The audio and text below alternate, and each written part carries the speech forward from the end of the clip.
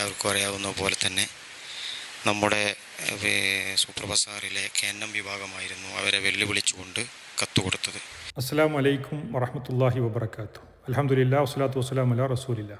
സഹോദരന്മാരെ, ഇന്നലെ സൂപ്പർ ബസാറിൽ നടന്ന KNMൻ്റെ വെല്ലുവിളിയോടനുബന്ധിച്ച് നടന്ന ചർച്ച, അതിൻ്റെ അവലോകനത്തിൻ്റെ തുടക്കമാണ് നിങ്ങൾ കേട്ടത്. അദ്ദേഹം തന്നെ വളരെ വ്യക്തമായി പറഞ്ഞു, KNM ആണ് വെല്ലുവിളിച്ചത്. KNMന് വെല്ലുവിളിക്കാൻ ആരെയാണ് വെല്ലുവിളിച്ചു കൂടാൻ പാടില്ലാത്തത്? ആരെയും KNM വെല്ലുവിളിക്കും. അങ്ങനെ അമ്പലക്കടവിനെ വെല്ലുവിളിച്ചു മുമ്പ്. ഈ ഇസ്ലാഹ് മാസികയിൽ ജിന്നുകളോട് പ്രാർത്ഥിക്കാമെന്നോ പ്രാർത്ഥിച്ചാൽ ശിർക്കല്ലെന്നോ കാണിച്ചു തന്നാൽ ഈ നന്ദി പള്ളിപ്പൂട്ടി താക്കോല് ഞങ്ങൾ അവരെ ഏൽപ്പിക്കുമെന്ന വെല്ലുവിളിച്ചു. പോലീസുകാരെ സാക്ഷി നിർത്തി വെല്ലുവിളിച്ചു. അതേപോലെ അനസ് മുസ്ലിയാർ തിരുവനന്തപുരം മുഖാമുഖത്തിൽ വെച്ചിട്ട് മടവൂരികളെ വെല്ലുവിളിച്ചു. അപ്പോൾ ഇങ്ങനെ വെല്ലുവിളിക്കൊരു പഞ്ചവും സത്യത്തിൽ KNMനെ സംബന്ധിച്ചിടത്തോളം ഇല്ല. എന്നാൽ ഇന്ന് 2026 ഈ വെല്ലുവിളി വാസ്തവത്തിൽ 2012 മുമ്പുള്ള KNMകാരോട് തന്നെയാണ് എന്നതാണ് നമുക്കിവിടെ സൂചിപ്പിക്കാനുള്ളത്. അതുകൊണ്ട് ഇന്നത്തെ ഇവരുടെ വാദത്തിന് അന്നത്തെ KNM നേതാക്കൾ കൊടുത്ത മറുപടി എന്തായിരുന്നു എന്ന് നമുക്കൊന്ന് പരിശോധിക്കാം. എന്നിട്ട് ഇവിടെ ഹക്ക് ആരുടെ കൂടെയാണ്, ബാത്തിലിനു വേണ്ടി ഇന്ന് സംസാരിക്കുന്നത് ആരാണ് എന്നത് ഇവരുടെ സംസാരങ്ങൾ കൊണ്ട് തന്നെ ഏതൊരാൾക്കും ബോധ്യപ്പെടും. അതുകൊണ്ട് നമുക്ക് അതിലേക്ക് പ്രവേശിക്കാം. അദ്ദേഹം പറയട്ടെ. ആ കത്ത് ഇപ്രകാരമായിരുന്നു. KNM super Bazar unit committee, wisdom super Bazar കമ്മിറ്റിക്ക് നൽകുന്ന കത്ത്.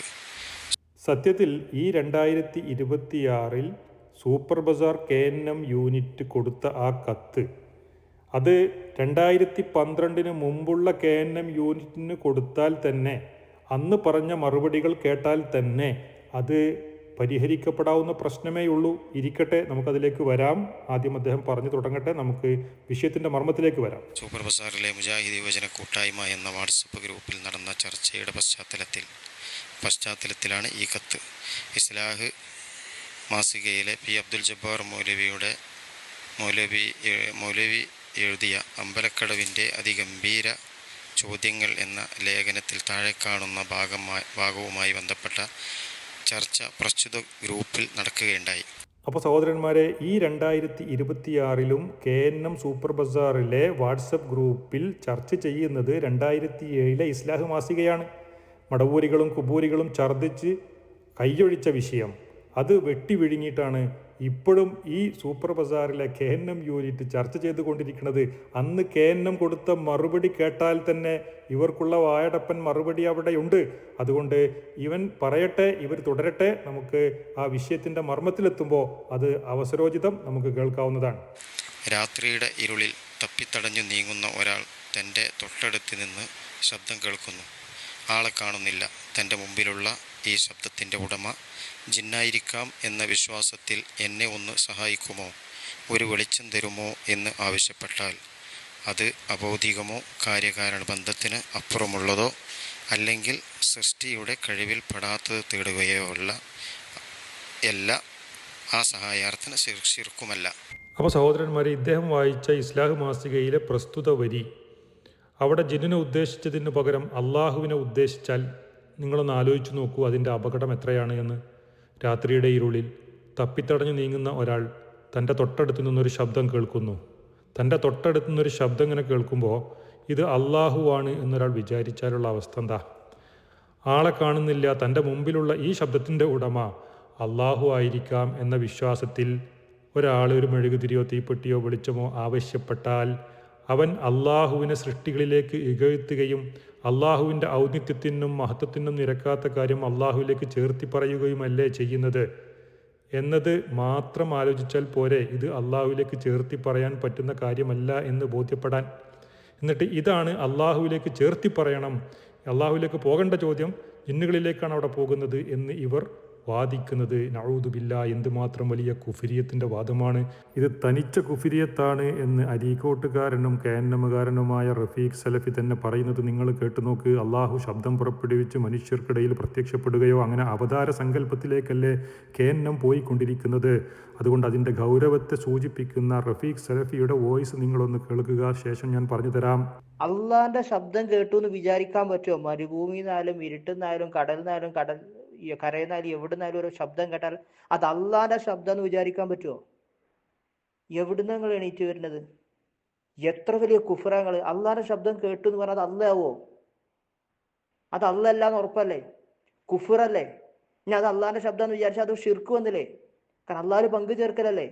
അള്ളാഹിന്റെ ശബ്ദം കേൾക്കുമോ? അത് ഇവിടെ കേൾക്കുന്ന ശബ്ദം അള്ളാഹു അല്ലല്ലോ. അപ്പോൾ കേട്ടല്ലോ സഹോദരന്മാരെ, രാത്രിയുടെ ഇരുളിൽ തപ്പിത്തടഞ്ഞ് നീങ്ങുന്ന ഒരാൾ തൊട്ടടുത്തുനിന്നൊരു ശബ്ദം കേൾക്കുന്നു, ആളെ കാണുന്നില്ല. അപ്പോൾ ആ ശബ്ദത്തിൻ്റെ ഉടമ അള്ളാഹു ആണെന്ന് കരുതാൻ പറ്റുമോ? അങ്ങനെ കരുതണം എന്ന് പറയുന്നവൻ സത്യത്തിൽ കുഫറും ഷിർക്കുമാണ് ചെയ്യണത് എന്നാണ് ഈ അരീക്കോട്ടുകാരൻ KNM-കാരനായ റഫീഖ് സലഫി പറയുന്നത്. എന്നാൽ ഈ പറയുന്ന അതേ റഫീഖ് സലഫി ഇനി ആ ശബ്ദം ആരുടേതാണ് എന്നാണ് കരുതേണ്ടത് എന്ന് പറയുന്നുണ്ട്. അത് നിങ്ങളൊന്ന് കേട്ടു നോക്ക്. ഒരു വർത്താനം കേൾക്കണ്ട, ആളെ കാണില്ല, അയാൾ ദൂരെ ഒന്നുമല്ല, നമ്മളെ തൊട്ടടുത്ത് തന്നെ വർത്താനം പറഞ്ഞെങ്കിൽ അത് ജിന്നേക്കാരം. ഉറപ്പന്നല്ലേ? ഒരു വർത്താനം കേൾക്കണ്ട, ആളെ കാണില്ല, അയാൾ ദൂരെ ഒന്നുമല്ല, നമ്മളെ തൊട്ടടുത്ത് തന്നെ വർത്താനം പറഞ്ഞെങ്കിൽ അത് ജിന്നേക്കാരം. ഉറപ്പന്നല്ലേ? അപ്പൊ ജിന്നിന്റെ അവിടെ ഹലറത്തുണ്ടല്ലോ. അങ്ങനത്തെ ഒരു സാധനത്തെ കുറിച്ചാണോ വിസ്ഡംകാരും KNM തമ്മിലുള്ള തർക്കം? നമ്മൾ പറഞ്ഞത് മുത്തലക്കൻ ശിർക്കാണെന്ന് പറഞ്ഞ വിഷയം. അപ്പോൾ കേട്ടില്ലേ സഹോദരന്മാരെ, തൊട്ടടുത്തുനിന്ന് ഒരു ശബ്ദം കേൾക്കുകയാണ്, ആ ശബ്ദത്തിൻ്റെ ഉടമ ആരാണെന്ന് കാണുന്നില്ല, കേൾക്കുന്നേ ഉള്ളൂ, എങ്കിൽ അത് ജിന്നാണെന്ന് ഇയാളങ്ങോട്ട് ഉറപ്പിച്ചു പറയാണ്. ജബ്ബാർ മൗലവി പോലും ഇങ്ങനെ പറഞ്ഞിട്ടില്ല.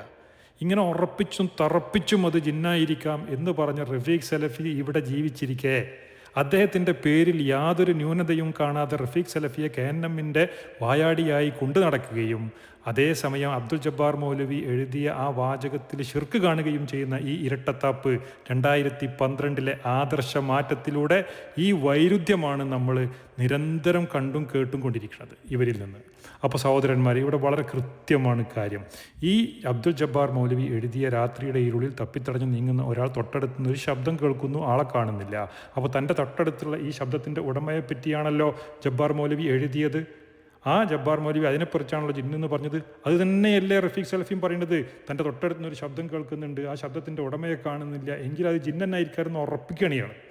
അപ്പോൾ എന്നിട്ട് ഇയാൾ ചോദിക്കുക, അത്തരത്തിലുള്ളൊരു ജിന്നിനെ പറ്റിയാണോ? അതിൻ്റെ ഹലറത്ത് അവിടെ ഉണ്ടല്ലോ, ആ ഹലറത്തുള്ള ജിന്നിനെ പറ്റിയാണോ? അപ്പോൾ ഹലറത്തില്ലാത്ത ഒരു ഗായിബായ വിദൂരത്തുള്ള പ്രസൻസിലൊന്നും ഇല്ലാത്ത ഗായിബായ ജിന്നിനോടുള്ള സഹായത്തേട്ടമാണ് ഇവിടെ ഫൈസൽ മൗലവിയും ജബ്ബാർ മൗലവിയും ഒക്കെ ഷിർക്കല്ല എന്ന് പറഞ്ഞത് എന്ന പച്ചക്കളവാണ് റഫീഖ് സലഫി ആളുകൾക്കിടയിൽ അടിച്ചേൽപ്പിക്കാൻ ശ്രമിച്ചുകൊണ്ടിരിക്കുന്നത്. നഊദു ബില്ലാഹ്. ഇങ്ങനെ കളവും വഞ്ചനയും നടത്തുന്ന ഇവനെപ്പോലുള്ള നുണയന്മാരായ വായാടികളാണ് ഈ പ്രസ്ഥാനത്തെ നശിപ്പിച്ചു കൊണ്ടിരിക്കുന്നത് എന്ന യാഥാർത്ഥ്യം നിങ്ങൾ തിരിച്ചറിയണം സഹോദരന്മാരെ. അങ്ങനെ ഹലറത്തിലില്ലാത്ത ഏതെങ്കിലും ഒരു സൃഷ്ടി, അത് മനുഷ്യനാകട്ടെ ജിന്നാകട്ടെ മലക്കാകട്ടെ, സാന്നിധ്യത്തിലില്ലാത്ത ഒന്ന് എവിടെ നിന്ന് വിളിച്ചാലും എപ്പോൾ വിളിച്ചാലും എങ്ങനെ വിളിച്ചാലും കാണും കേൾക്കും അറിയുമെന്ന വിശ്വാസം തന്നെ ശിർക്കാണ്. തേടണമെന്നില്ല, ചോദിക്കണമെന്നില്ല. അവന് ആ സൃഷ്ടി നമ്മളെ കാണുമെന്നോ കേൾക്കുമെന്നോ അറിയുമെന്നോ പരിമിതികൾക്ക് അതീതമായ അറിവും കഴിവും വകവെച്ചു കൊടുത്തുകൊണ്ടുള്ളൊരു വിശ്വാസം തന്നെ അള്ളാഹുവിൽ പങ്കുചേർക്കലാണെന്ന മുജാഹിദുകളുടെ കളങ്കമില്ലാത്ത മാറ്റമില്ലാത്ത അജയ്യമായ ഈ വിശ്വാസത്തിലും ഈ ആദർശത്തിലുമാണ് ഈ 2012 അഭിനവ KNM-കാരായിട്ടുള്ള ആളുകൾ മായം ചേർത്തിട്ടുള്ളത് എന്ന യാഥാർത്ഥ്യം തിരിച്ചറിയുക.